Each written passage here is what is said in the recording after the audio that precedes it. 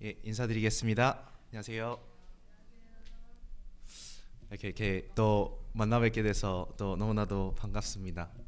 아침에 왔는데 이렇게 또 여기서 안에서 이제 밖에서 얘기하시는 게 조금씩 들리거든요. 그래서 이렇게 귀가 이렇게 가게 됐는데 너무 가족적인 것 같아서 너무 감사했던 마음이 좀 들었습니다. 이렇게 영상 통화하시면서도 되게 기뻐하시고 서로 그래서 너무 가족 같다. 그래서 마음이 좀 따뜻해지는 시간이었습니다.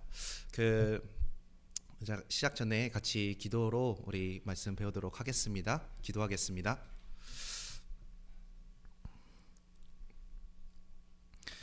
사랑과 은혜가 풍성하시며 자비로우신 하나님 아버지 감사합니다. 저희를 죄악 가운데서 구원하여 주시고 주님의 몸된 교회 가운데 불러 모아 주시고 교회 가운데 성령을 통해 인도하여 주심에 참으로 감사드립니다.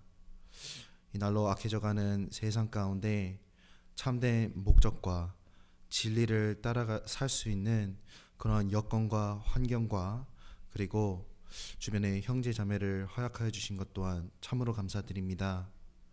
이 세상 마지막 때를 살아가고 있습니다. 그 가운데 주님이 뜻하시는 바를 저희 삶 가운데 이루실 수 있도록 저희를 사용하여 주시옵고 또 변화시켜 주시옵소서. 말씀 가운데 주님의 말씀으로 찔림을 받아 더욱더 선한 것을 분별할 수 있도록 도와주시고 저희 삶 가운데 헛된 것을 선택하는 것이 아니라 정말로 영원히 남는 것을 선택하는 지혜를 허락하여 주시옵소서. 학예수양회가 한 주 앞으로 다가왔습니다. 그 가운데 마음을 모으며 수고할 수 있도록 도와주시고 이뤄진 영혼들을 위해서 함께 기도하며 동참할 수 있는 샌프란시스코 교회가 될 수 있도록 주님께서 함께하여 주시옵소서. 저희를 죄악 가운데서 구원하여 주신 예수님 이름으로 기도드렸습니다. 아멘. 시작하는 말씀으로 요한복음 15장 찾으시겠습니다. 요한복음 15장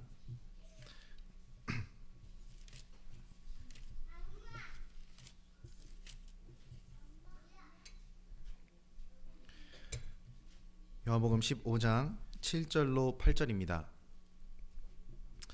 요한복음 15장 7절로 8절 찾으셨으면 같이 읽겠습니다. 너희가 내 안에 거하고 내 말이 너희 안에 거하면 무엇이든지 원하는 대로 구하라. 그리하면 이루리라. 너희가 과실을 많이 맺으면 내 아버지께서 영광을 받으실 것이요 너희가 내 제자가 되리라.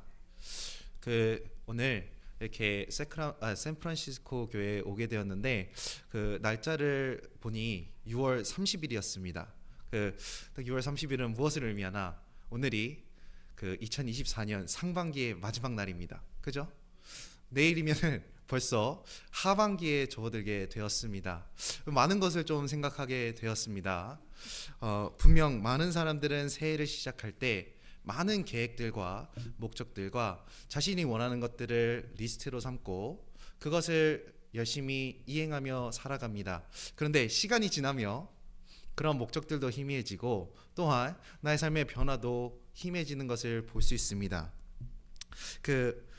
큰 회사도 상반기 결산 같은 것을 하잖아요. 그런 거 마찬가지로 정말로 내 마음 가운데 원하는 것이 있었던 사람은 그리고 정말로 이루고자 원했던 것이 2024년에 있었던 사람은 한번 자신을 돌아볼 수 있을 겁니다. 내가 정말 원하고 바랬던 것들을 내가 얼마나 하나님 앞에서 이행하며 살았는지 돌아볼 수 있는 시간을 주는 것 같습니다. 돌아보는 가운데 계획했던 것들이 잘 실행되어지지 않았다면 분명히 그것으로 아쉬움도 남고 후회도 남습니다. 그 세상에서 그리고 사람들이 무엇으로 후회하는지 아시나요? 무엇으로 사람들이 가장 많이 후회할까요? 없는 것으로 후회하는 것이 아닙니다. 나에게 없었던 것으로 아쉬워하고 후회하는 것이 아니에요. 사람들이 후회하는 것은 자신이 있었던 것을 올바로 사용하지 못했기 때문에 후회하는 겁니다. 나에게 시간이 있었습니다. 사랑하는 사람을 더욱더 사랑한다고 말해줄 수 있는 시간이 있었습니다. 사랑하는 사람에게 더욱더 중요한 것을, 그리고 가치 있는 것을 나누어 줄 수 있는 시간이라는 것이 나에게 주어졌었다라는 겁니다. 그런데 사람이 왜 후회를 하냐? 있었을 때 내가 해야 할 것을 하지 못했기 때문에 후회하는 겁니다. 사랑하는 사람이 떠나고 나서야 후회가 찾아오는 겁니다. 내가 정말로 해야 할 것들을 하지 못했기 때문에 후회가 오는 거예요. 나에게 시간이 있었습니다. 물질이 있었습니다. 그리고 나에게 여러 가지 기회가 주어졌습니다. 그런데 왜 사람이 후회할까요? 그것을 기회로 삼지 못했고, 그 시간을 귀중하게 사용하지 못했고, 그 물질을 온전한 것에 사용하지 못했기 때문에 후회하는 겁니다. 마찬가지로 신앙생활도 그와 같을 거라는 생각이 들었습니다. 하나님 앞에서 많은 계획들이 있을 수 있습니다. 그런데 우리가 더욱더 생각해야 될 것은 현재 내가 현재 받은 것이 무엇인지를 생각해 봐야 되는 겁니다. 하나님이 나에게 허락하신 것들이 무엇일까? 정말로 하나님이 나에게 현재 허락하신 것이 무엇일까? 그리고 그것을 내가 하나님 앞에 올바로 사용하고 있는지, 아니면 그렇지 않은지 나 자신을 돌아보는 시간이 필요하다는 거예요. 그러한 가운데 우리는 분명히 후회하지 않는 신앙생활을, 후회하지 않는 그리스도인의 삶을 살 수 있을 거라는 생각이 들었습니다. 그래서 많은 계획보다 먼저 내게 정말 하나님이 허락하신 것들 한번 생각해 보는 겁니다. 그 찬송가에 이런 찬송가도 있죠. 받은 복을 세어보아라. 그죠? 받은 복을 세어보는 겁니다. 정말 내 주변에 있는 사람들도 복일 수 있습니다. 내 주변에 아직도 전도할 수 있는 영혼들이 있다는 것도 하나님 앞에 복일 수 있습니다. 내가 하나님 앞에 시간이 많다는 것도 복일 수 있습니다. 그런데 그것을 잡지 않고 올바른 것에 사용하지 않는다면 그것으로 후회가 남을 수 있다는 거예요. 그래서 오늘 6월 30일, 내일부터는 7월 1일입니다. 하반기에 접어들게 되었습니다. 그래서 우리 마음을 다시 한번 새롭게 하는 그러한 도전적인 마음이 필요할 거라는 생각이 들었습니다. 그리고 특별히 다음 주에는 아주 중요한 이벤트가 있죠. 그 학예 수양회입니다. 많은 영혼들을 불러 모으는 시간입니다. 그리고 세상 가운데 바삐 지쳤던 많은 영혼들을 불러 모으는 시간이잖아요. 그 가운데 다시 한번 하나님 앞에서 우리의 삶의 목적을 정해볼 수 있을 겁니다. 그래서 다들 가실 거겠지만 가시는 가운데 기도하는 마음으로 참여해 주시면 너무 감사할 것 같습니다.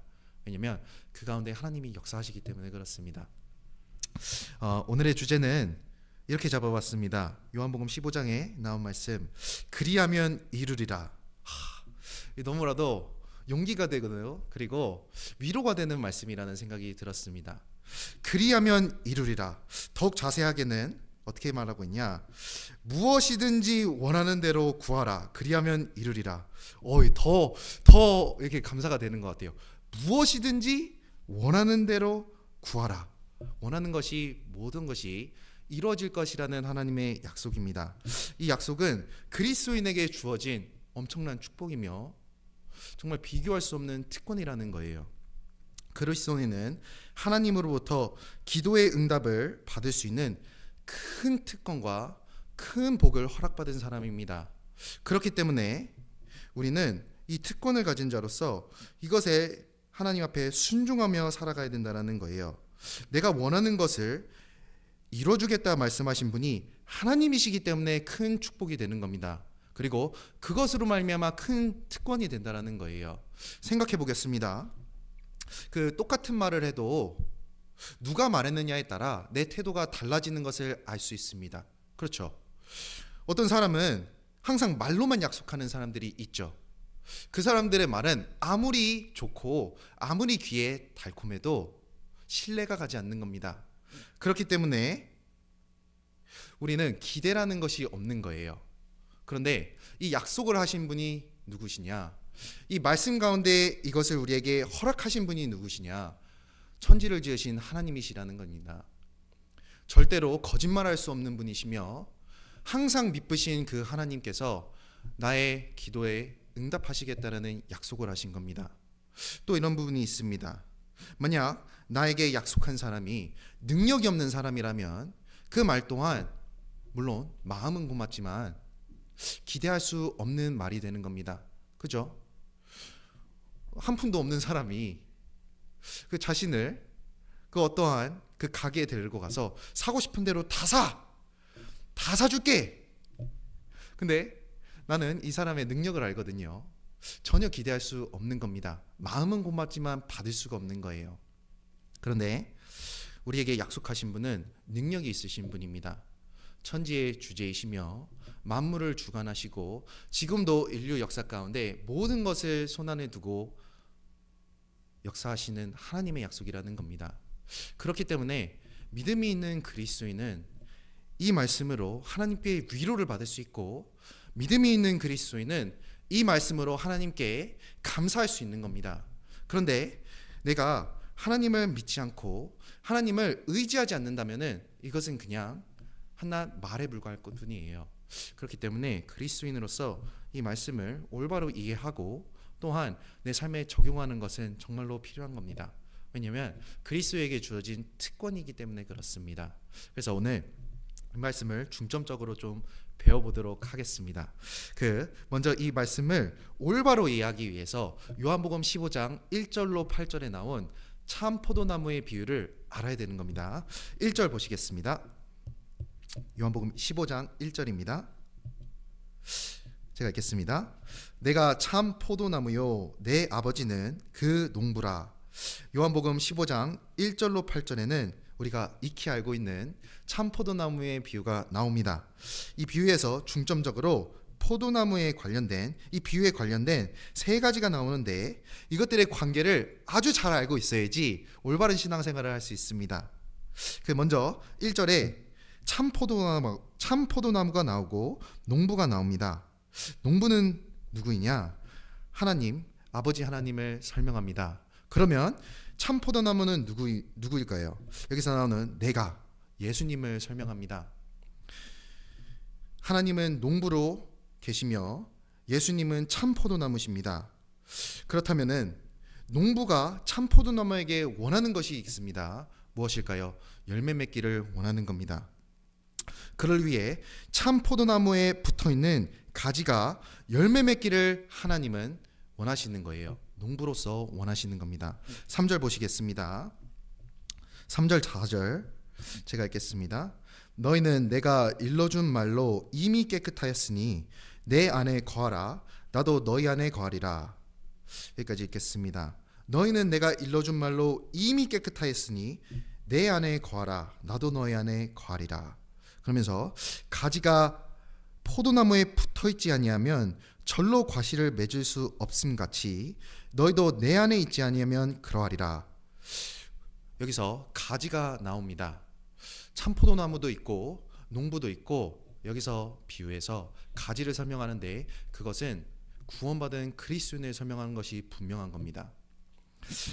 여기서 3절 내가 너에게 일러준 말로 이미 깨끗하였으니, 농부 되신 하나님의 먼저 된 뜻은 모든 사람이 하나님의 예수님을 통해 가지가 되는 것을 원하시는 겁니다.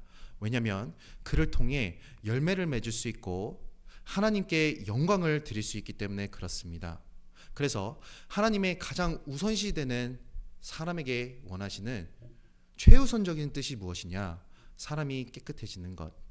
그것은 사람이 구원받는 것을 하나님이 원하신다는 겁니다. 먼저 구원을 받아야지 하나님께 영광을 돌릴 수 있는 겁니다. 여기 학생들이 가장 원하는 것은 무엇일까요? 높은 점수를 원하겠죠. 시험에서 잘 점수를 얻기를 원할 겁니다. 운동선수들이, 특별히 구기 종목에서 뛰는 선수들이 원하는 것이 있습니다. 무엇일까요? 많은 득점을 원할 거예요. 그렇죠? 그런데 생각해 보겠습니다. 점수는 점수인데 남의 점수면은 기쁨이 될 수가 없는 거예요.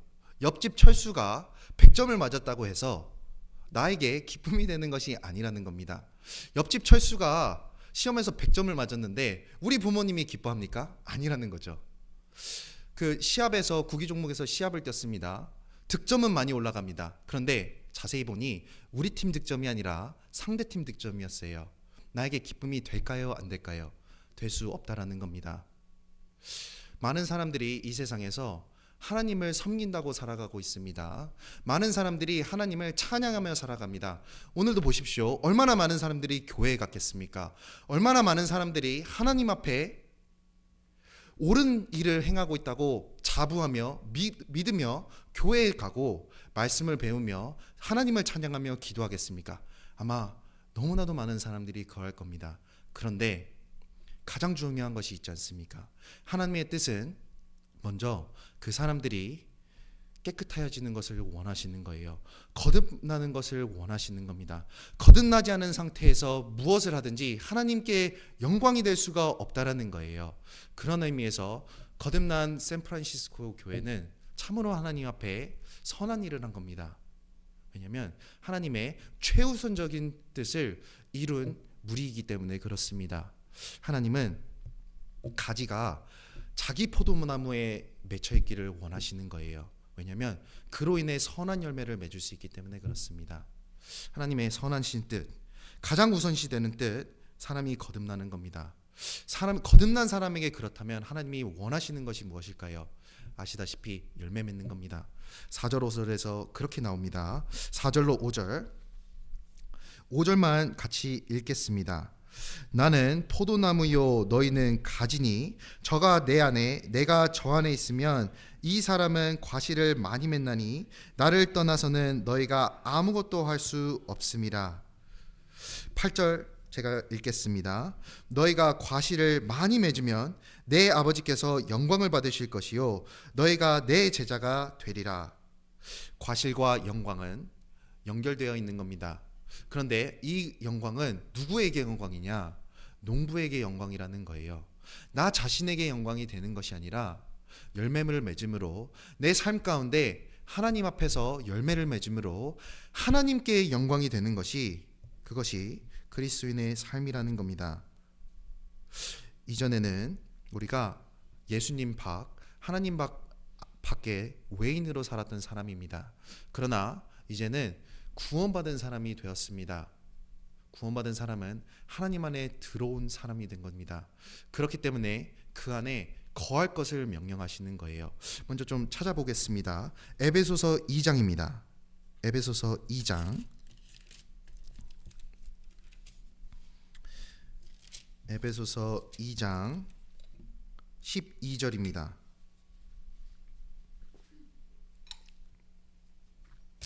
에베소서 2장 19절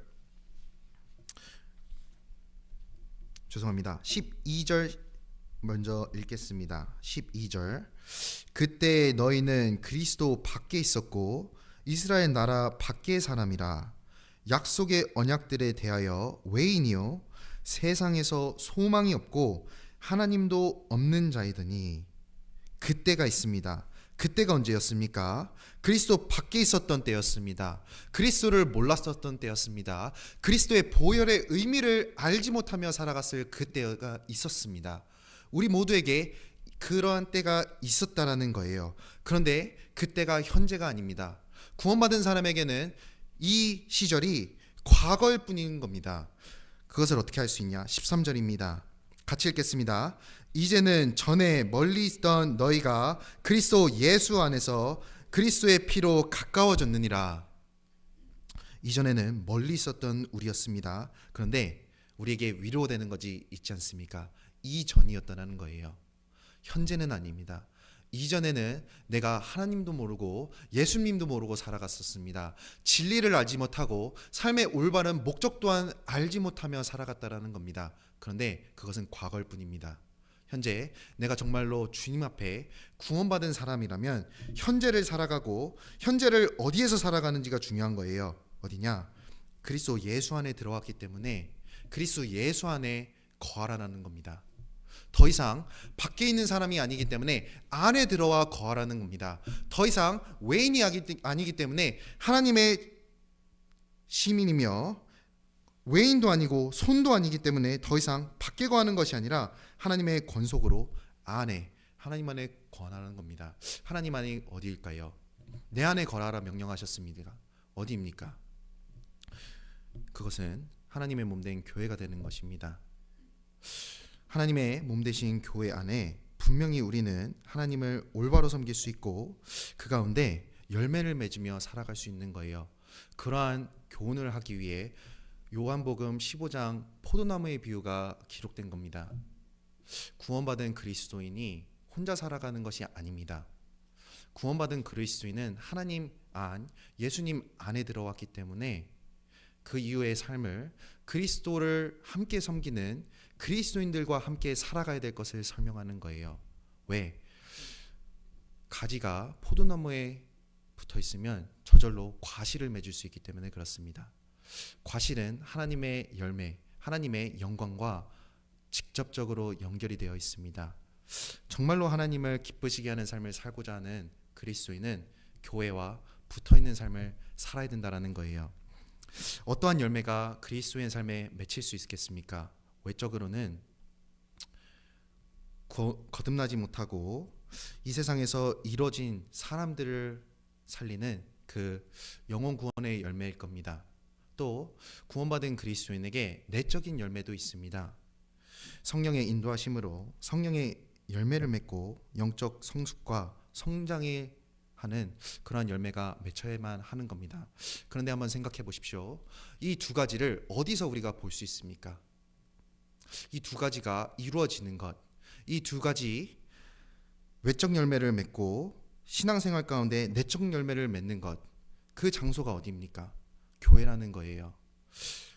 하나님의 공급하심과 인도하심을 경험하는 사람은 분명 그 삶 가운데 변화가 있을 겁니다.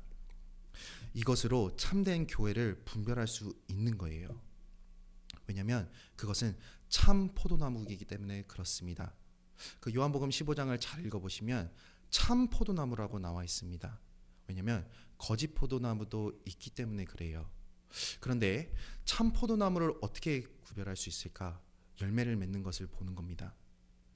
많은 교회들이 내적 영적 성장을, 내적 열매인 영적 성장을 강조합니다. 죄에서 멀리하라고 강조합니다. 하나님 앞에 찬양하라고 강조합니다.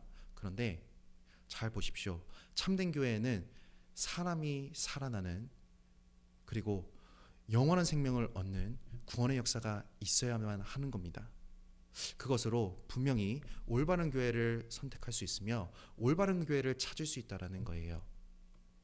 우리 교회는 어떻습니까? 내적인 영적 성숙뿐만이 아니라 그 가운데 하나님 앞에 영원한 생명을 얻는 외적 열매가 맺히는 것을 볼 수 있습니다. 열매가 맺는 것을 보면은 더욱더 가지로서 붙어있고자 하는 마음이 생기는 겁니다. 우리는 어떻습니까?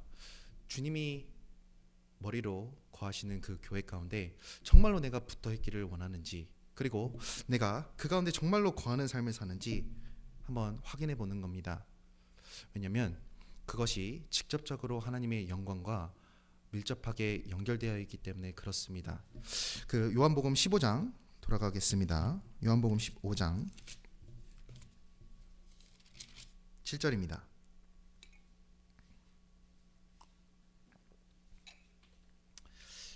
그 열매 맺을 것을 설명하시며 7절 8절에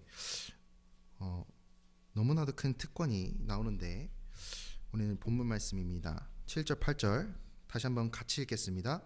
너희가 내 안에 거하고 내 말이 너희 안에 거하면 무엇이든지 원하는 대로 구하라. 그리하면 이루리라. 너희가 과실을 많이 맺으면 내 아버지께서 영광을 받으실 것이요 너희가 내 제자가 되리라. 7절에서는 하나님 자신이 구원받은 사람의 원하는 것을 들어주신다고 약속하셨습니다. 8절에서는 구원받은 사람의 열매 맺는 삶을 통해 하나님 본인이, 하나님 자신이 영광을 받으시겠다라는 선포를 하시는 거예요. 그 뜻은 우리의 삶이, 거듭난 그리스도인의 삶이 하나님과 직접적으로 연결되어 있음을 알 수 있습니다. 하나님은 어떠한 분이십니까? 만물의 창조주이십니다. 그리고 인간 역사를 주관하고 계십니다. 그러한 하나님을 기도로서 일하게 할 수 있는 사람이 있다라는 거예요. 누구입니까? 그리스도인입니다. 그러한 크신 하나님께 영광을 돌릴 수 있는 사람이 있다라는 거예요. 그것이 누구입니까? 그리스도인이라는 겁니다. 한 나라의 왕을 움직이는 사람이 있다면 그 사람은 아주 그 왕에게 귀중한 사람일 겁니다. 특별히 자신에게 가장 가까운 가족들, 자신의 자녀들, 아무리 바빠도 그 왕은 그 목소리를 듣고자 할 겁니다. 아주 특별한 사람이겠죠. 또 한 나라의 왕에게 영광을 돌릴 수 있는 사람이 있습니다. 아무나 그 나라의 왕에게 영광을 돌릴 수 있는 특권이 주어진 것이 아니지 않습니까? 그 특권을 받은 사람, 한 나라의 대표로 사신으로서 그 나라를 대표하는 사람, 그 나라와 왕에게 영광을 돌릴 수 있는 특권을 부여받은 사람입니다. 그런데 여기서 말하는 것이 있지 않습니까? 하나님이 들으시겠다고 하셨으며 하나님이 들으시는 것을 이루시겠다고 하는 그 그룹이 있습니다. 그리고 영광을 받으시겠다고 하는 그 무리가 있다라는 거예요. 그리스도인입니다. 이 그리스도인은 하나님 앞에 너무나도 귀중한 사람들인 겁니다. 또한 하나님 앞에 너무나도 특별한 권한을 받은 사람들이에요. 그렇기 때문에 올바른 하나님 앞에 관계를 맺고 하나님 앞에 올바로 살아가는 것이 너무나도 중요한 겁니다. 무엇이든지 원하는 대로 구하라. 그리하면 이루리라. 이 하나님에게 받은 특권 중 하나, 하나님은 기도 응답을 해주시겠다라는 거예요. 우리가 특권을 남용하는 것이 아닙니다. 그죠? 특권을 받았다면 그것으로 감사함으로 하나님 앞에 최선을 다해서 살아야 되는 거예요. 우리가 기억할 것은 무엇이든지 원하는 대로 구하면 그리하면 이루겠다는 하나님의 약속을 우리는 항상 기억해야 되는 겁니다. 하나님의 자녀로 얻은 특권 중 기도 응답의 약속이 있습니다. 그런데 여기서 좀 자세하게 읽으셔야 됩니다. 7절, 이 하나님의 명령, 무엇이든지 원하는 대로 구하라. 그런데 이 전에 조건이 있어요. 7절, 제가 다시 한번 앞부분 읽겠습니다. 너희가 내 안에 거하고 내 말이 너희 안에 거하면, if입니다. if. 영어로는 if. 그죠? 만약 너희가 내 안에 거하고 내 말이 너희 안에 거하면 무엇이든지 원하는 대로 구하라. 그리하면 이루리라. 이 하나님의 특권을 받은 사람이 있습니다. 그리고 하나님이 무엇이든지 이루겠다고 하셨습니다. 그런데 조건이 있죠. 내 안에 거하라는 겁니다. 그리고 내 말이 너희 안에 거해야 된다는 겁니다. 이것을 풀어 설명하면 이렇게 이해할 수 있습니다. 하나님과의 올바른 관계 속에서 원하는 것을 구하라는 거예요. 하나님 안에서 원하는 것을 구하라는 겁니다. 그리스도 안에서 원하는 것을 구하라는 거예요. 무엇이든지 그 안에서 구하라는 겁니다. 하나님 뜻 가운데 원하는 것을 구하라는 겁니다. 내가 원하는 것이 하나님의 뜻과 맞을 때, 내가 원하는 것이 하나님이 원하시는 바와 일치할 때, 그 기도를 하나님이 무엇이든지 들어주겠다는 약속을 하신 거예요. 그렇기 때문에 우리는 기억해야 됩니다. 정말로 내 삶이, 나의 기도가, 나의 원하는 것이 하나님이 원하시는 것이 되어야 되며 그것이 하나님의 뜻이 되어야 된다는 것을 기억해야 되는 겁니다.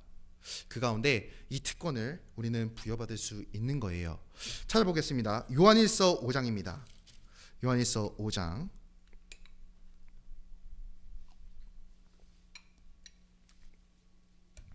요한일서 5장 14절로 15절입니다. 그 여담입니다만 제가 오늘 그 통역 없이 설교하는 게 오늘이 처음이에요. 그래서 좀 어색하네요. 이게 누가 옆에 없으니까 좀 쓸쓸하기도 하고 이게 좀 그런 것 같습니다. 근데 더 하나님을 의지하라는 뜻으로 저는 지금 생각하고 있습니다. 통역자를 좀 의지한 부분이 있었거든요. 제가 이렇게 생각을 정리하는 동안 이 통역자가 시간을 벌어주기 때문에 저는 참 감사한 마음이 있었거든요. 근데 말씀 가운데 참 오늘 좀 특별한 날입니다. 저에게도. 요한일서 5장 14절로 15절입니다. 14절을 제가 먼저 읽겠습니다. 그를 향하여 우리의 가진 바 담대한 것이 이것이니 그의 뜻대로 무엇을 구하면 들으심이라. 15절 같이 읽겠습니다. 우리가 무엇이든지 구하는 바를 들으시는 줄을 안즉 우리가 그에게 구한 그것을 얻은 줄을 또한 아노라. 우리는 하나님 앞에 나아갈 수조차 없는 죄인이었다라는 거예요. 그런데 이제는 그리스도 안에 하나님 앞에 나아갈 수 있는 자격을 얻었을 뿐더러 담대하게 나아갈 수 있는 겁니다. 그리고 하나님의 확실한 약속이 있죠.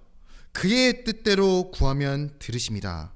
솔로몬이 하나님께 기도했습니다. 하나님이 원하는 것을 들어주시겠다라고 했거든요. 그런데 솔로몬이 무엇을 구했습니까?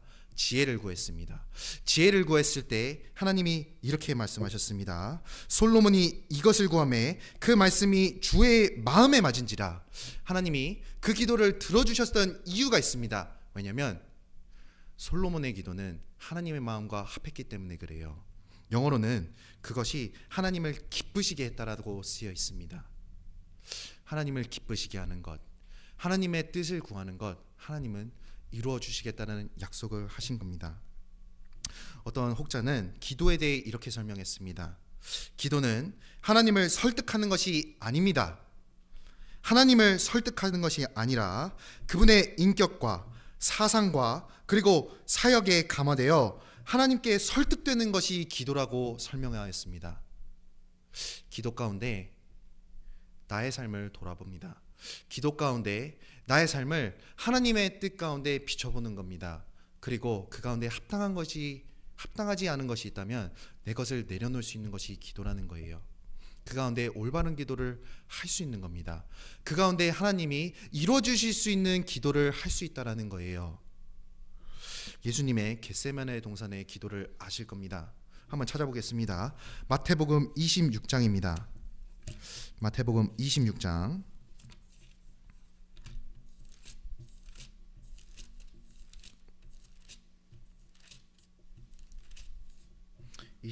39절입니다. 마태복음 26장 39절.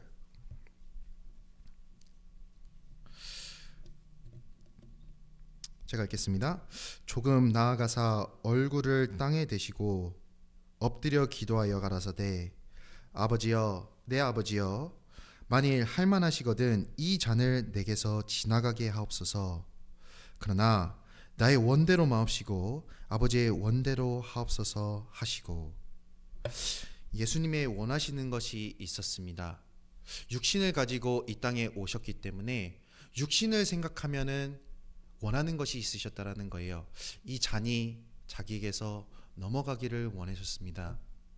이 십자가의 고통을 아셨기 때문에 육신적으로 생각했을 때는 이것을 받기가 어려웠던 거예요. 그런데 이 기도에서 가장 우리가 집중해야 될 것은 그러나입니다. 나는 이렇게 생각하지만 예수님께서 정말로 더 원하시는 것이 있으셨다라는 거예요. 그러나 나의 원대로 마옵시고 나의 뜻이 이루어지는 것이 아니라 아버지의 원이 이루어지는 것을 예수님은 바라고 원하셨다라는 거예요. 비록 나에게 어려움이 있을 수 있습니다. 비록 나에게 내 육신이 바라지 않는 것이 있을 수 있습니다. 그러나 내가 기도할 때, 내가 정말로 하나님께 바랄 때 기도해야 되는 부분이 있습니다. 나의 삶 가운데 하나님의 뜻이 이루어지기를 기도해야 되는 겁니다. 성숙하지 못한 그리스도인 또는 구원받지 못한 사람들은 이 말을 듣고 아마 신앙을 포기하는 사람들도 생겨날 수 있습니다. 왜냐하면 그러한 삶 가운데 기쁨이 없다라는 생각을 하기 때문에 그렇습니다. 많은 사람들이 특별히 구원받지 않은 사람들이 교회에 그리고 말씀을 배우기 싫어하는 이유가 몇 가지가 있는데 그 중에 하나가 이렇습니다. 자신이 갖고 있던, 자신이 기쁨으로 여기고 있던 것들을 포기해야 될 거라는 막연한 두려움이 있기 때문에 그래요. 그리고 그리스도인으로서 살아가는데 많은 제약들이 있기 때문에 나의 기쁨들 그리고 나의 즐거움을 포기해야 되는 것에 막연한 두려움을 느끼고 성경을 배우고자 않기 원합니다. 그런데 그것이 사실일까? 마치 내 자신이 사라지는 것 같기 때문에 그것을 원하지 않는 사람이 있다는 거예요. 그런데 예수님은 어떠셨습니까? 예수님은 분명 하나님의 원대로 구하셨습니다. 그리고 하나님은 우신 것이 아니에요. 하나님은 그리고 낭망하신 것이 아닙니다. 예수님은 낭망하시지 않으셨습니다. 예수님은 도리어 기뻐하셨다라고 성경에 쓰여 있는 겁니다. 히브리서 12장입니다. 히브리서 12장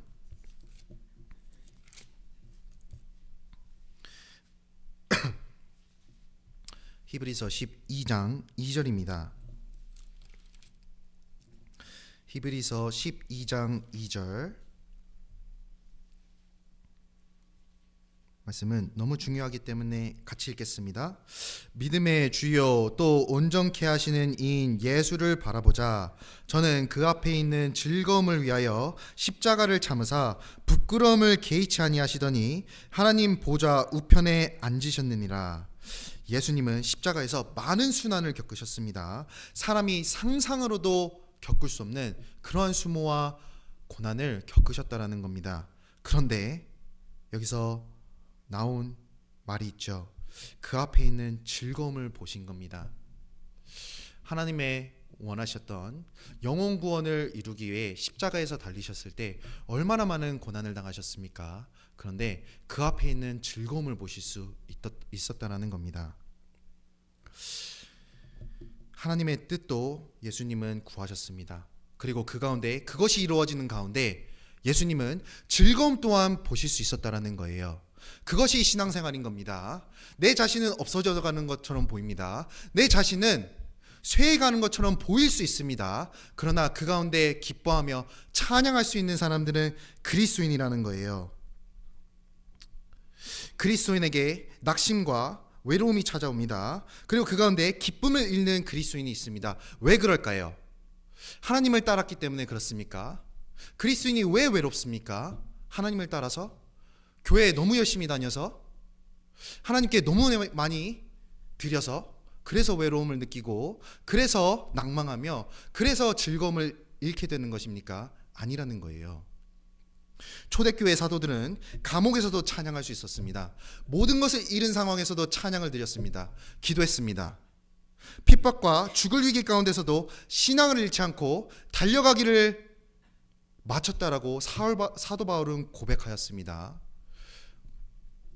이 세상의 조건들이 나를 낙망시키는 것이 아니라는 거예요. 그리스도인은 그런 것이 아닙니다. 그러면은 그리스도인에게 왜 낙심과 외로움과 즐거움이 사라지는 것일까? 그 이유가 한 가지가 있습니다. 그리스도 안에 들어왔지만 거하지 않은 모습으로 살아가기 때문에 그렇습니다. 설명드리겠습니다. 물에서 태어난 물고기는 물에서 살아야지 행복할 수 있는 겁니다. 그런데 물 밖을 보니 너무나도 아름다운 것들이 눈에 보이는 거예요. 꽃도 보이고 동식물들도 보이고 초록색 풀도 보이는 겁니다. 이 물고기가 물에 살면서 원하는 것이 생겼어요. 물 밖에서 살아보고 싶다. 얼마나 좋을까? 저 햇볕이 얼마나 따뜻할까?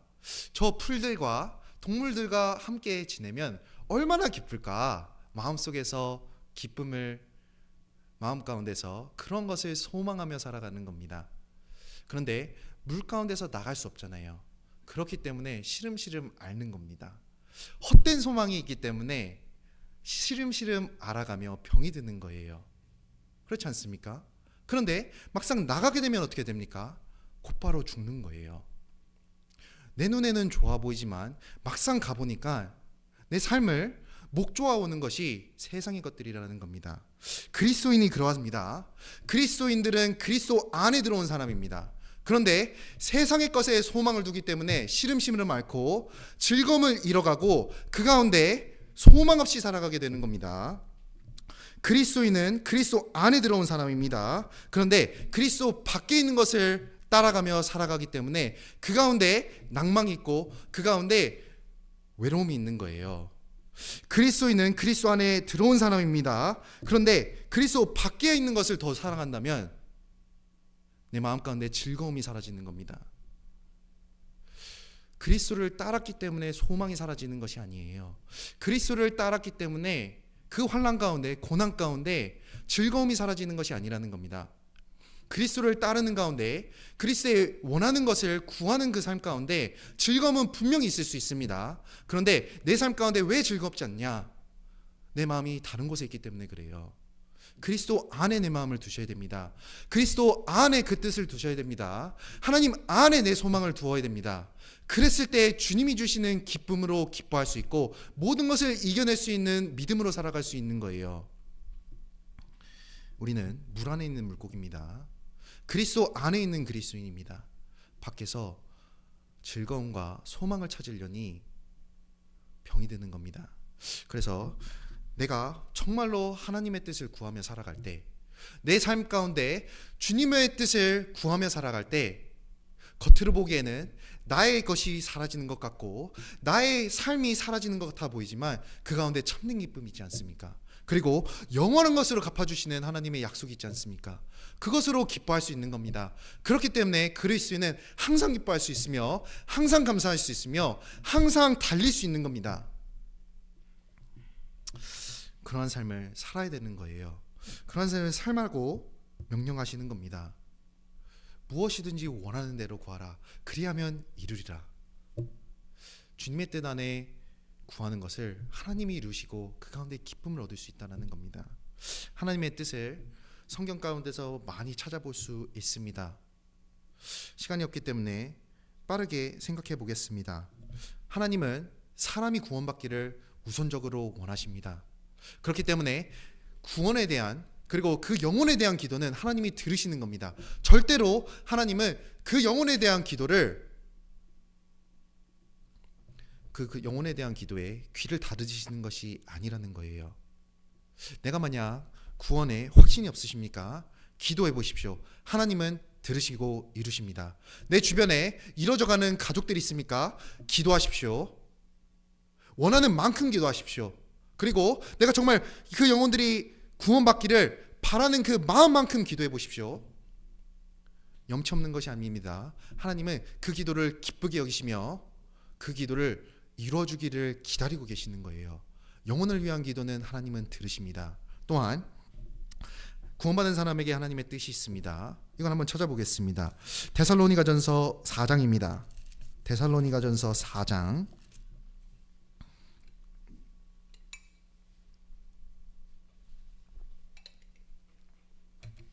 4장 3절입니다.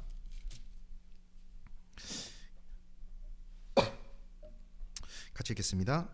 하나님의 뜻은 이것이니 너희의 거룩함이라 곧 음란함을 버리고. 하나님의 뜻이 아주 명확하게 나와 있죠. 너희의 거룩함. 내가 정말 하나님을 위해서 살고 싶다. 내가 정말 하나님에게 합당한 모습으로 살아가고 싶다. 그러한 모습으로 기도하는 기도는 하나님은 분명히 들어주십니다. 내 마음 가운데 왜 변화가 없을까? 왜 내 삶 가운데 구별되는 삶이 없을까? 왜 내 삶 가운데 거룩함을 쫓는 삶이 없을까? 기도하셔야 되는 거예요. 기도하십시오. 그 가운데 하나님이 이루어주시고 나를 변화시켜 주시는 능력의 손이 있는 겁니다. 그리고 하나님이 원하시는 것이 있습니다. 고난받기를 원하시는 거예요. 그리스도인이 고난을 받기를 원하시는 겁니다. 그 고난 자체에 의미가 있는 것이 아니죠. 그 고난 가운데 영광을 주기를 원하신다는 겁니다. 한번 찾아보겠습니다. 베드로전서 2장입니다. 베드로전서 2장 19절로 21절 19절로 21절 19절로 20절은 제가 먼저 읽겠습니다. 애매히 고난을 받아도 하나님을 생각함으로 슬픔을 참으면 이는 아름다우나 죄가 있어 매를 맞고 참으면 무슨 칭찬이 있으리요. 오직 선을 행함으로 고난을 받고 참으면 이는 하나님 앞에 아름다우니라. 21절 같이 읽겠습니다. 이를 위하여 너희가 부르심을 입었으니 그리스도도 너희를 위하여 고난을 받으사 너희에게 본을 끼쳐 그 자취를 따라오게 하려 하셨느니라. 오직 선을 행함으로 고난을 받으면 이는 누구 앞에 아름다운 겁니까? 하나님 앞에 아름다운 겁니다. 하나님의 앞에 향기로운 제사가 되는 겁니다. 그 제사를 하나님은 받으시며 그 고난 가운데 함께 하시는 거예요. 고난의 의미는 고난 자체에 있는 것이 아닙니다. 고난 가운데 하나님은 영광을 주기를 원하시며 본인 자신이 영광을 얻기를 원하시지 않습니까? 예수님의 고난은 고난 자체로 의미가 있었던 것이 아닙니다. 예수님의 고난 가운데 하나님이 영광을 받으셨고 많은 사람에게 하나님의 사랑이 전해졌습니다. 하나님의 뜻은 무엇입니까? 고난받으라는 거예요. 그 가운데 영광을 나타내라는 겁니다. 내 삶 가운데 고난이 많으십니까? 내 삶 가운데 혹시 어려움이 많으세요? 그렇다면 기도하십시오. 그 가운데 이 고난을 하나님의 뜻 가운데 잘 지혜롭게 헤쳐나갈 수 있도록 기도하십시오. 그리고 만약 하나님의 뜻이라면, 하나님께서 정말로 하나님의 뜻이라면은 그 가운데 믿음을 잃지 않고 행할 수 있도록 기도하는 겁니다. 그 기도 가운데 하나님은 도와주시며 응답하신다라는 겁니다. 그리고 분명히 주변의 영혼들을 위한 기도는 하나님이 들으시잖아요. 이것이 무엇이든지 원하는 대로 구하라, 그리하면 이루겠다는 하나님의 약속을 받을 수 있는 기도라는 겁니다. 하나님의 뜻대로 하는 기도입니다. 그런데 세상을 살아가며 하나님의 뜻이 희미해져 가잖아요. 하나님의 뜻을 놓아버릴 때가 있습니다. 그리고 하나님의 뜻이 내 마음 가운데 잊혀져 갈 때가 너무나도 많아요. 그렇기 때문에 요한복음 15장에서 우리가 하나님의 뜻을 어떻게, 그리고 하나님 앞에 어떻게 하면 올바른 기도를 할 수 있는지 설명을 해준 겁니다. 요한복음 15장 다시 돌아가 보겠습니다. 요한복음 15장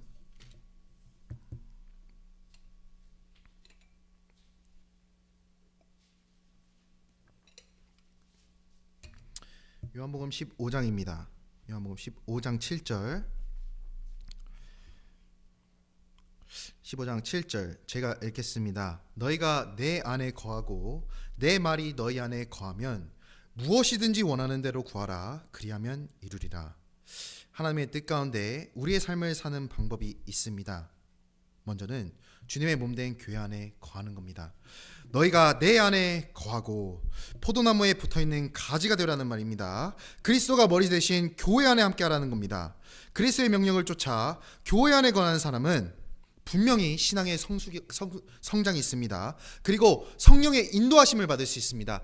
그렇기 때문에 하나님의 뜻대로 구할 수 있으며 하나님의 뜻에 나의 삶을 맞출 수 있는 겁니다. 내가 정말 하나님의 뜻을 구하며 살아가고 싶으십니까?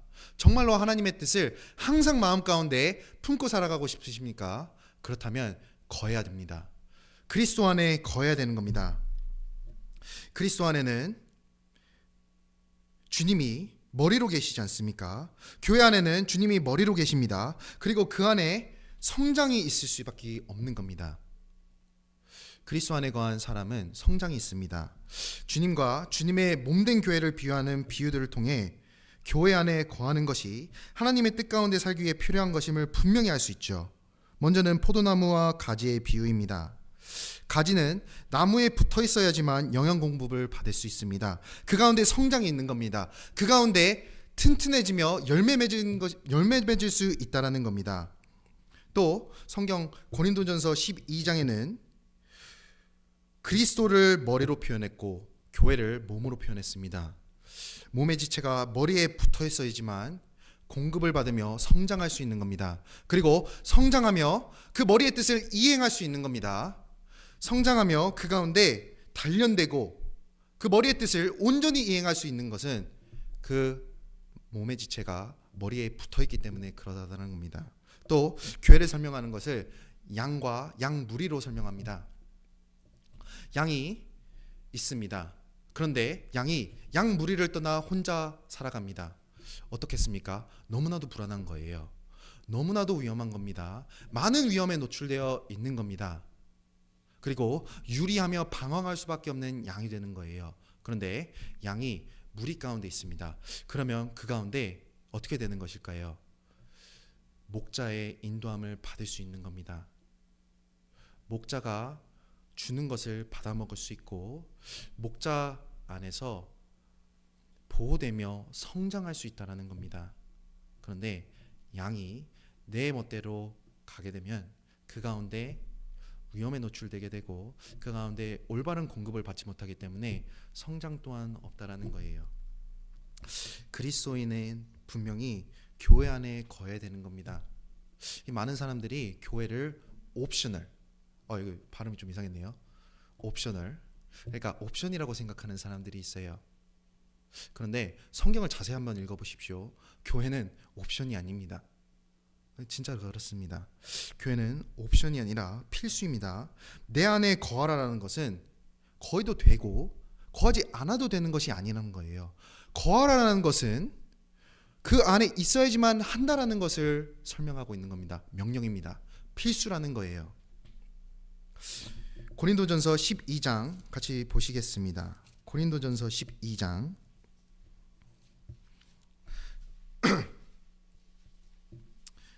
골로새서 2장 먼저 보시겠습니다. 골로새서 2장입니다. 골로새서 2장 19절.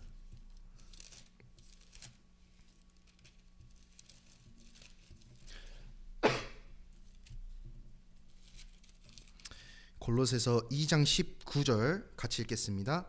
머리를 붙들지 아니하는지라 온 몸이 머리로 말미암아 마디와 힘줄로 공급함을 얻고 연합하여 하나님께 자라게 하심으로 자라느니라. 자라게 하시는 분은 하나님이십니다. 그리고 그리스도가 머리로 계시는 교회 안에 거할 때 공급함을 얻고 자라갈 수 있는 겁니다.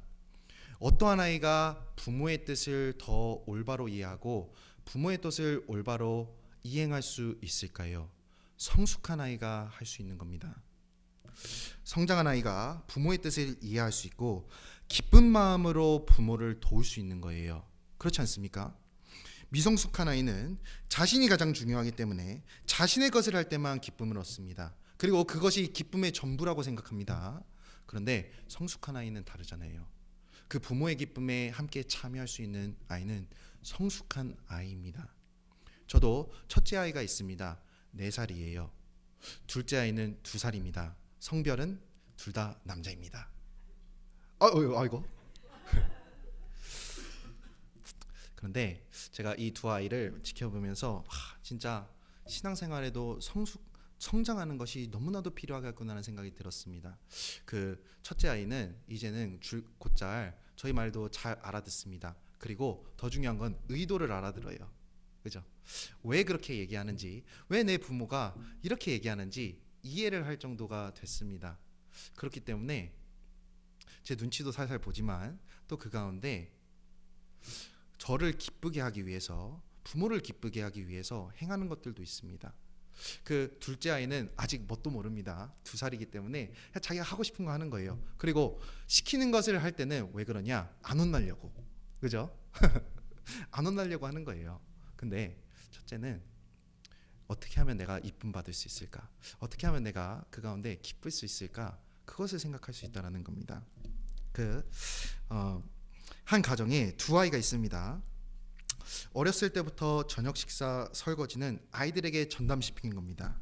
그런데 고등학생인 첫째 아이와 초등학생 둘째 아이가 차이가 있는 겁니다. 초등학생 아이는 해야 되기 때문에 하는 것, 그리고 꾸중 안 듣기 위해 하는 것, 그리고 억지로라도 해야 되는 거예요. 그런데 고등학생인 아이가 있습니다. 이 아이는 성장했죠. 그렇기 때문에 더 큰 시야로 부모의 마음을 볼 수 있습니다. 한날은 부모가 집에 들어왔습니다. 근데 보니 발이 퉁퉁 부어 있는 거예요. 밖에서 너무나도 고생한 겁니다.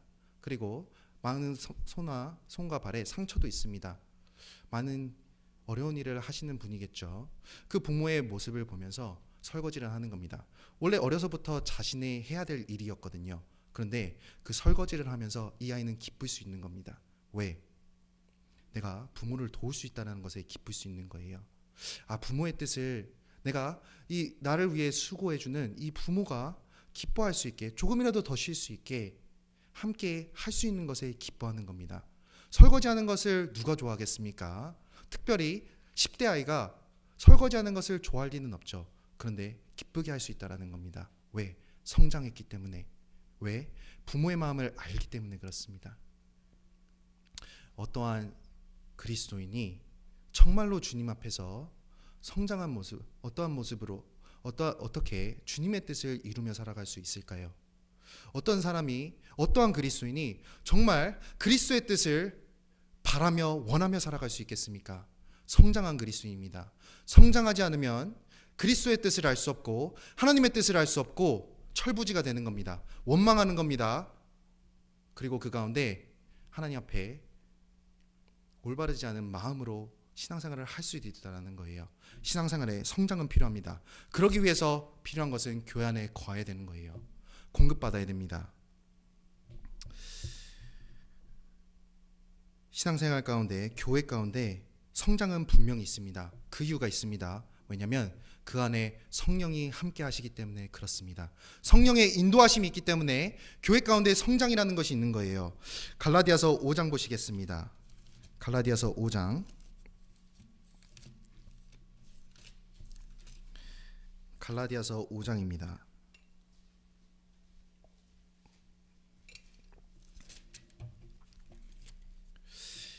갈라디아서 5장 16절 17절입니다. 16절 17절 16절 제가 먼저 읽겠습니다. 내가 이르노니 너희는 성령을 쫓아 행하라. 그리하면 육체의 욕심을 이루지 아니하리라. 17절 같이 읽겠습니다. 육체의 소욕은 성령을 거스리고 성령의 소욕은 육체를 거스리나니 이 둘이 서로 대적하므로 너희의 원하는 것을 하지 못하게 하려 함이니라. 성령은 우리 안에 계셔서 우리가 주님을 위한 삶을 살 수 있게 도와주십니다. 그리고 우리 안에 계실 뿐만이 아니라 교회 가운데 더욱더 활발하게 역사하시지 않습니까? 성령의 도움이 필요한 이유는 육체의 소욕이 있기 때문에 그렇습니다. 내가 구원받은 이후에 육체의 소욕과 죄성이 사라지는 것이 아니라는 거예요. 죄성이 사라지는 그날이 있습니다. 언제입니까? 부활의 몸을 입는 그날 육체의 소욕이 사라지는 겁니다. 그때까지는 육체의 소욕은 우리와 함께합니다. 그렇기 때문에 이기는 삶을 살아야 됩니다. 야고보서 4장 3절에 구하여도 받지 못함은 왜 구하여도 받지 못할까? 답이 나와 있습니다. 정욕으로 쓰려고 잘못 구함이라. 정욕으로 쓰려고 잘못 구하기 때문에 그래요. 육체의 소욕을 이루기 위해 구하기 때문에 기도의 응답이 없다라는 거예요. 육체의 소욕은 하나님의 뜻과 반대될 수 있습니다. 그렇기 때문에 우리 삶 가운데 영적 전쟁은 항상 있는 거예요. 그런데 어떠한 그리스도인들은 이 영적 전쟁을 피합니다. 왜냐하면 내 마음이 불편하기 때문에, 내 마음의 평강이 깨지기 때문에, 내 마음이 불편하기 때문에 그것으로 영적 전쟁을 포기해버리는 거예요. 그리고 하나님의 뜻을 저버리고 하나님의 뜻을 무시하며 하나님의 뜻을 의도적으로 모르는 것 같이 살아갈 수 있다는 겁니다. 성령이 안에 계시고 육체의 소욕이 있는데 싸움이 없을 수 없다라는 거예요. 내가 정말 하나님 앞에 뜻을 이루며 살아가고 싶으십니까? 하나님의 뜻이 정말로 나의 뜻이 되기를 원하십니까? 영적 전쟁이 있을 수밖에 없습니다. 성령은 나를 올바른 곳으로 인도합니다. 그런데 내 육신은 나를 뒤처지게 만들고 침륜에 빠지게 만들잖아요. 그 가운데 버티려면 싸움이 있을 수밖에 없습니다. 그 싸움 가운데 분명히 하나님 앞에 기도하셔야 돼요. 그렇죠? 하나님의 뜻이 더욱더 설 수 있도록 기도하셔야 됩니다. 그리고 교회 안에 거했을 때 성령의 인도하심으로 말미암아 그 전쟁에서 이길 수 있는 거예요. 교회 안에 있을 때 하나님의 뜻이 올바로 서게 되는 겁니다. 왜냐하면 우리는 약하기 때문에 그렇지 않습니까? 그렇죠? 그 로마서 8장 보시겠습니다. 로마서 8장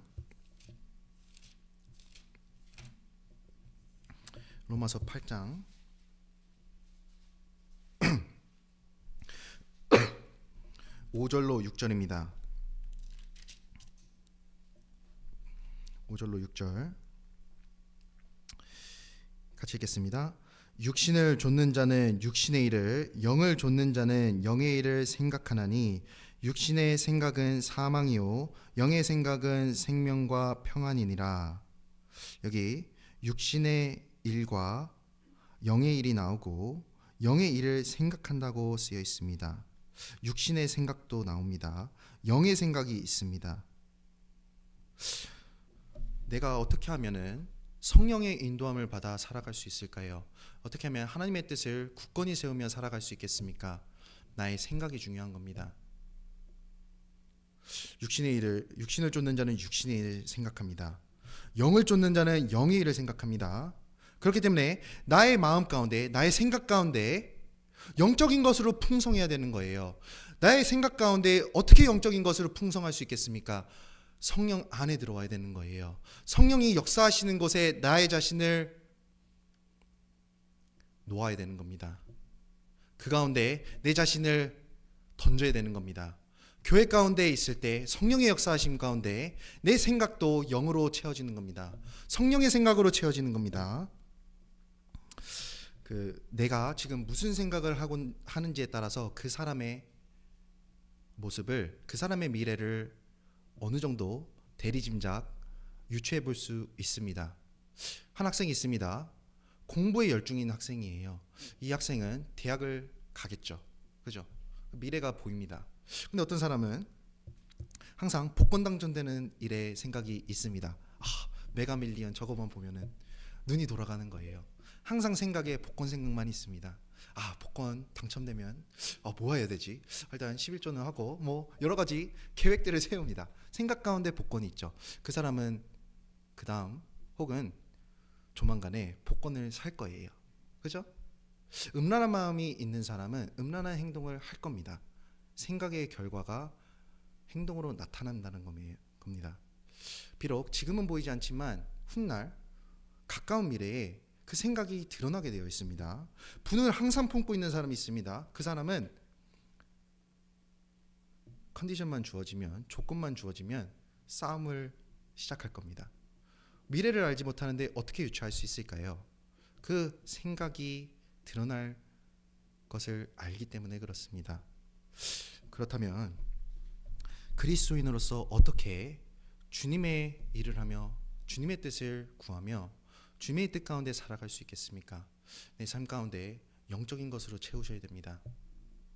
교회 가운데 말씀을 더욱더 들으시고 교회 가운데 교제하시며 그 가운데 성령의 역사하심을 보셔야 됩니다. 그 가운데 내 생각이 영적인 것으로 채워지고 내 생각이 영적인 것으로 채워질 때 하나님의 일을 하고자 하는, 할 수 있는 능력을 하나님이 주시는 거예요. 가룟 유다가 예수님을 은 30에 팔았습니다.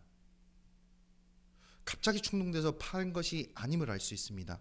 평소에도 돈에 관심이 많았거든요. 그렇기 때문에 기회가 주어졌을 때 예수님을 팔아버린 겁니다.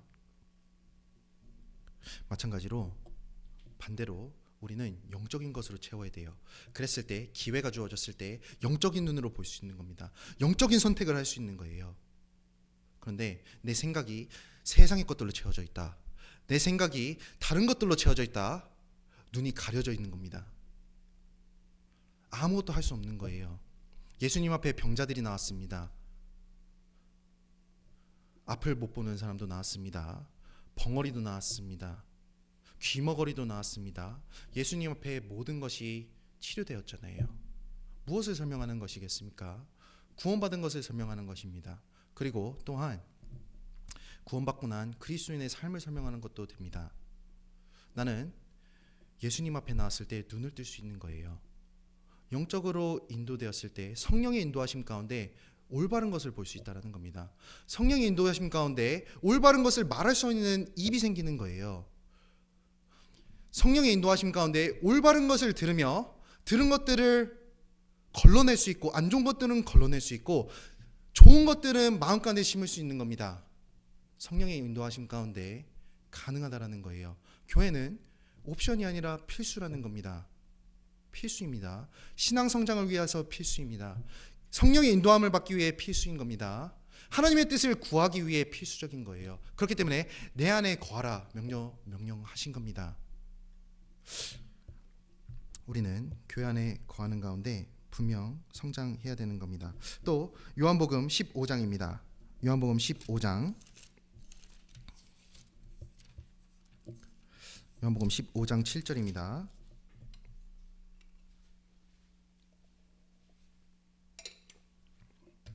(15장 7절) 제가 읽겠습니다. 너희가 내 안에 거하고 교회 안에 거하고 그 가운데 성령의 인도하심을 받고 그 가운데 성장함을 받으라.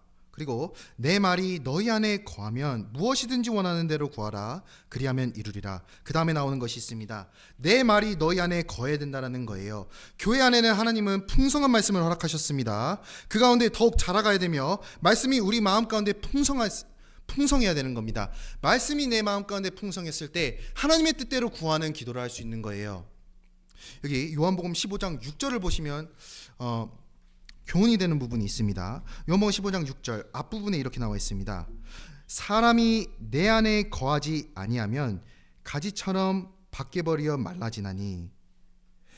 여기 7절을 말씀하시기 전에 6절에 사람이 교회 가운데 거하지 않았을 때 나타나는 현상을 설명하고 있지 않습니까? 열매 맺지 못한다라는 겁니다. 그런데 7절에서는 한 가지만이 아니라 두 가지를 설명하고 있죠. 내 안에 거하고 내 말이 너희 안에 거하면 어떻게 교훈을 받을 수 있을까? 하나님 안에 거하지 않는 사람은 말씀 안에 거하지 못하는 겁니다. 그렇기 때문에 6절에서는 내 안에 거하지 아니하면 다음에 말씀이 거해야 될 것을 설명할 필요가 없었다라는 거예요. 그죠? 그런데 내가 정말로 교회 가운데 거했을 때 하나님의 말씀이 이해가 되는 겁니다. 그렇지 않습니까? 하나님의 말씀을 이해하는 방법은 성령의 도우심으로 이해가 되는 거예요. 성령의 역사하시는 곳에 그 가운데 말씀이 이해가 되고 하나님의 깊은 것이 통달이 되는 겁니다. 그래서 먼저 행해야 될 것은 교회 안에 거하고 그 가운데 말씀으로 풍성해지는 거예요. 말씀이 우리 안에 거하는 삶은 무엇일까? 여기 내 말이 너희 안에 거하면 어떻게 하면 어떠한 삶이 하나님의 말씀이 우리 안에 거하는 삶일까? 먼저는 하나님의 말씀과 가까워야 되는 거잖아요. 그죠? 하나님의 말씀과 가까워야 되는 겁니다. 찾아보시겠습니다. 신명기 17장입니다. 신명기 17장.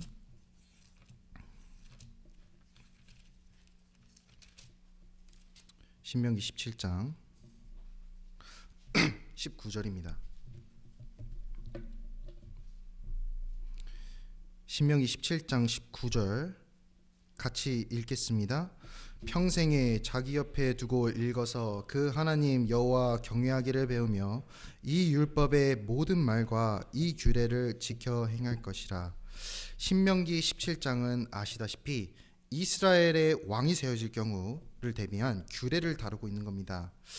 이스라엘이 현재는 가나안 땅에 들어가지 못했지만 가나안 땅에 들어가 다른 민족들처럼 왕을 세우기 원할 때 왕이 지켜야 할 규례와 지침을 여기서 설명하고 있는 겁니다. 이스라엘의 왕이 지켜야 될 것입니다.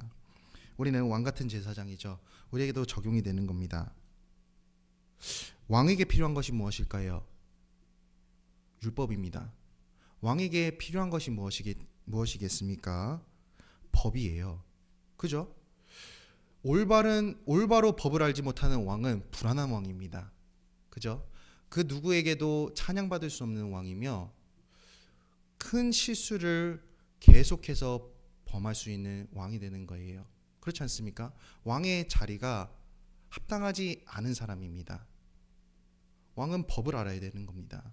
마찬가지입니다. 신앙생활을 우리가 어떻게 하면 올바로 할 수 있을까요? 그 가운데 하나님의 말씀이 항상 내 옆에 있어야 되는 겁니다. 평생에 자기 옆에 두고 읽어서, 이것은 한 번으로 끝나는 것이 아니지 않습니까? 무언가 평생 해야 된다는 것은 내 목숨과도 연결이 되어 있다는 거예요. 그리스도의 삶에 연결되어 있는 것, 그리스도인의 평생에 연결되어 있는 것, 말씀입니다. 말씀은 항상 내 마음 가운데 있어야 되고 항상 말씀 가운데 우리가 채워져야 되는 겁니다. 신명기 6장 6절에는 오늘날 내가 네게 명하는 이 말씀을 너희 마음에 새기라고 했습니다. 말씀을 어떻게 하면 가깝게 살아갈 수 있을까요? 마음에 새겨버리는 겁니다. 그렇죠? 마음에 새겨버리는 거예요. 그 마음에 있는 것이 입으로 나오지 않습니까? 그리고 그것이 행동으로 나오고 우리는 그것을 너무나도 잘 알고 있습니다. 나의 삶 가운데 왜 하나님의 뜻대로 행하는 것이 없을까? 왜 나의 삶 가운데 하나님의 뜻대로 구하는 모습이 보이지 않는 것일까?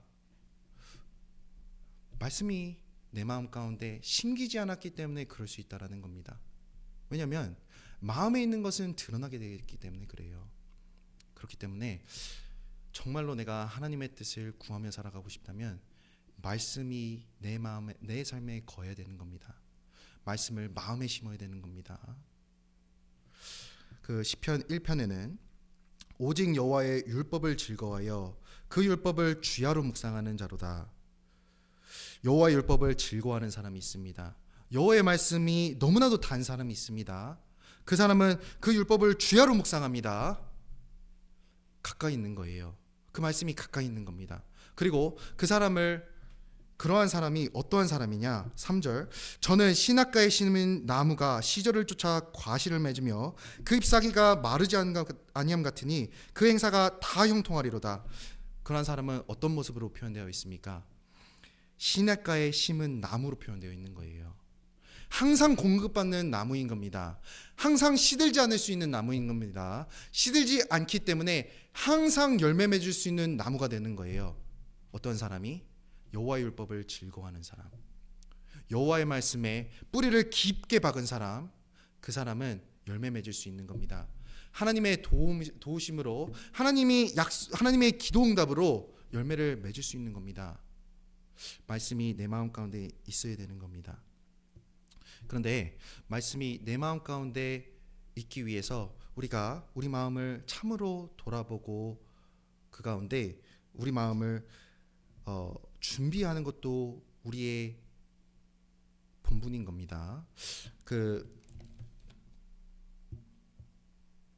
마태복음 먼저 보시겠습니다. 마태복음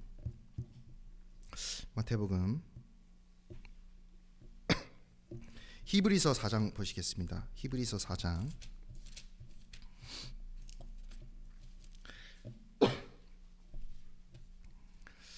히브리서 4장 12절로 13절입니다.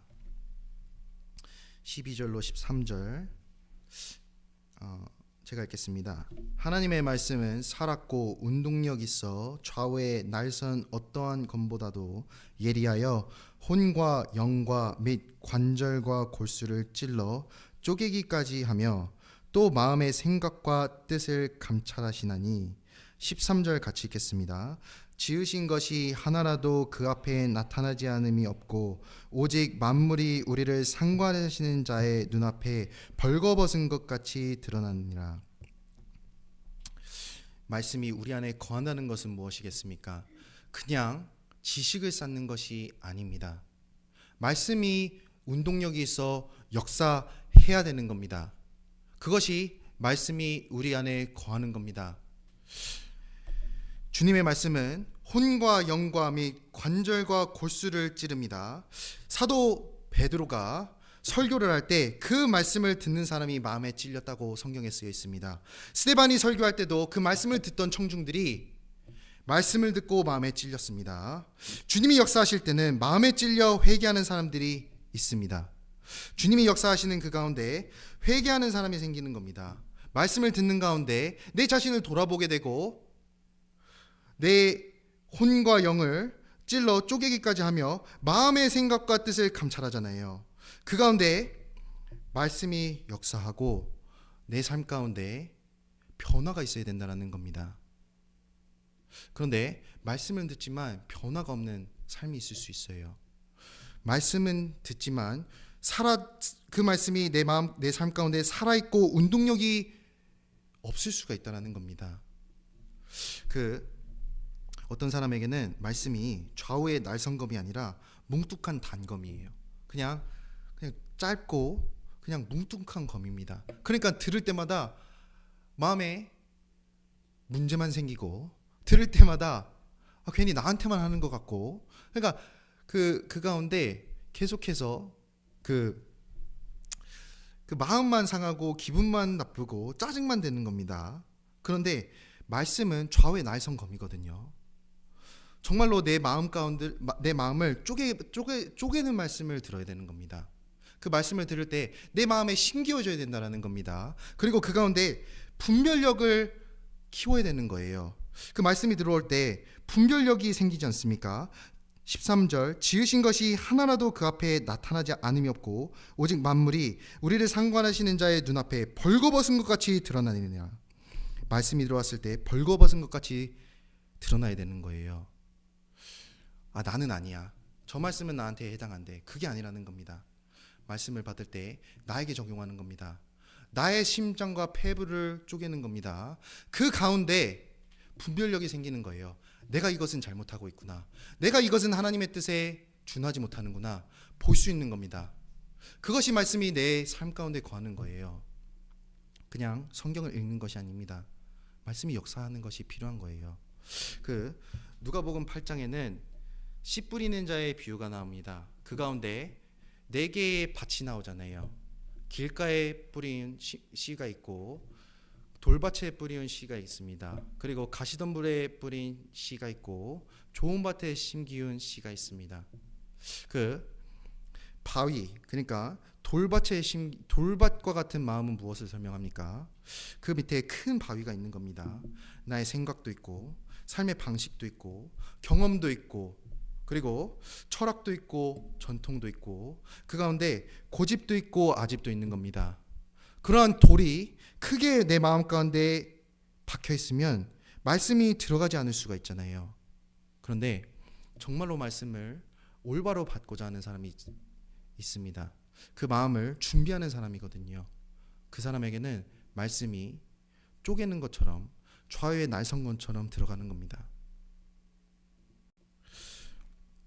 네, 예레미야 23장 보시겠습니다. 예레미야 23장, 예레미야서 23장 29절입니다.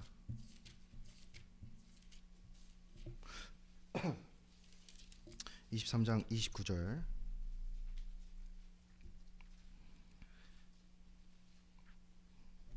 같이 읽겠습니다.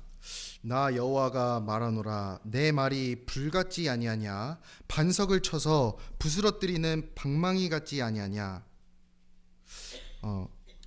우리에게도 한번 물어볼 필요가 있을 것 같습니다. 나는 하나님의 말씀을 어떻게 받아들이며, 하나님의 말씀을 어떻게, 하나님의 말씀 앞에 어떠한 마음으로 살아가는지 돌아볼 필요가 있습니다. 하나님의 말씀은 방망이 같거든요. 반석을 쳐서 깨트려 버릴 수 있는 겁니다. 나의 마음 가운데 깨지지 않는 것들이 있지 않습니까? 나의 마음 가운데 고집이 있지 않습니까? 그 모습으로 살아가는 것이 아니라 말씀을 정말로 바라며 기도하며 하나님의 뜻이 이루어지기를 바라는 기도 가운데 말씀을 듣는 겁니다. 그 가운데 말씀이 방망이처럼 오고, 내가 정말로 깨지지 못할 것 같았던 그런 나의 습관들도 깨질 수 있는 거예요. 정말로 말씀이 마음 가운데 거하는 겁니다. 그 열왕기하에 보면, 열왕기하 5장에 보면 나아만 장군의 이야기가 나옵니다. 이 나아만 장군은 엄청나게 강한 군대를 이끌던 사람이었습니다. 그런데 그 사람에게 문제가 있었죠. 문둥병이 있었다라는 겁니다. 그런데 이 사람이 아무리 해도 방도를 찾지 못하는 그 가운데 계집 여종이 엘리사를 찾아가라고 권고하지 않습니까? 그 큰 사람이 그 작은 계집의 말을 듣고 엘리사에게 찾아갑니다. 그 가운데 병나음을 받지 않았습니까? 근데 처음에는 거부했습니다. 왜냐하면 자신이 생각했던 방법이 아니기 때문에 그래요. 저기서 7번 씻으면 나을 거라고 했는데 자기 생각에는 이해가 되지 않는 겁니다. 그런데 자신의 생각을 그 가운데 내려놓고 엘리사를 통한 하나님의 말씀을 받았을 때 나음을 입을 수 있었다는 겁니다. 마찬가지입니다. 신앙생활도 마찬가지예요. 나의 것을 내려놓을 수 있어야 됩니다. 그리고 말씀이 좌우의 날성검이 되어야 되며 방망이처럼 나에게 다가와야 되는 거예요. 말씀을 들었을 때 잘 들은 사람의 표정이 있죠. 방망이 맞은 것처럼, 그죠? 깜짝 놀라는 겁니다. 아, 진짜 나한테 하는 말씀이구나. 아, 진짜 나에게 해주시는 말씀이구나. 그렇게 받았을 때 정말로 말씀이 내 마음 가운데 거하고 그 가운데 하나님의 뜻을 이루며 하나님의 뜻 가운데 구하며 살아갈 수 있다라는 겁니다. 그 요한복음 15장 돌아가겠습니다. 요한복음 15장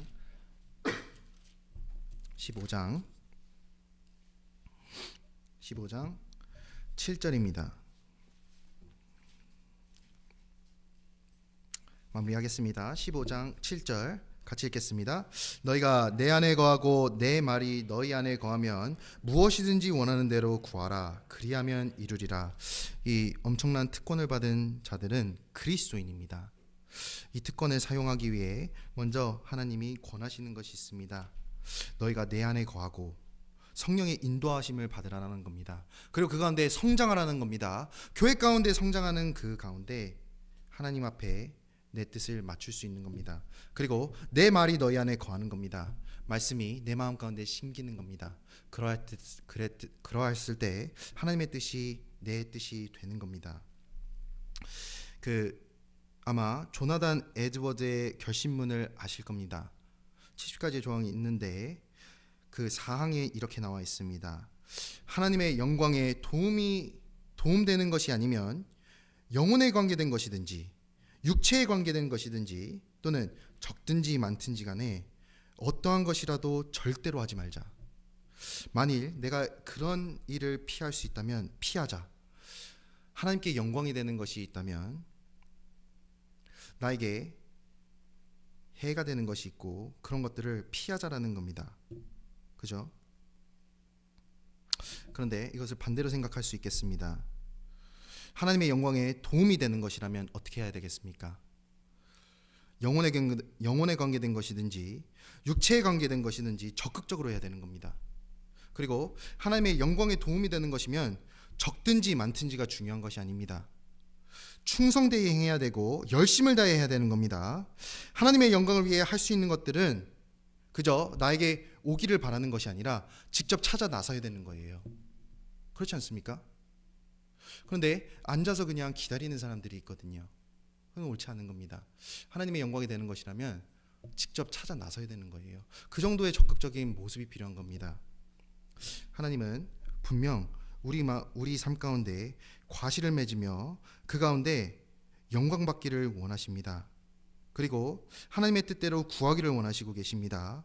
그렇기 때문에 우리의 삶이 주님 앞에 더욱더 올바른 삶으로 변화되어가는 모습이 필요할 겁니다. 그래서 우리 샌프란시스코에서도 더 많은 하나님의 역사, 열매가 맺혀서 더욱더 영광스러운 소식이 들리기를 저도 같이 기도하겠습니다. 같이 기도하겠습니다.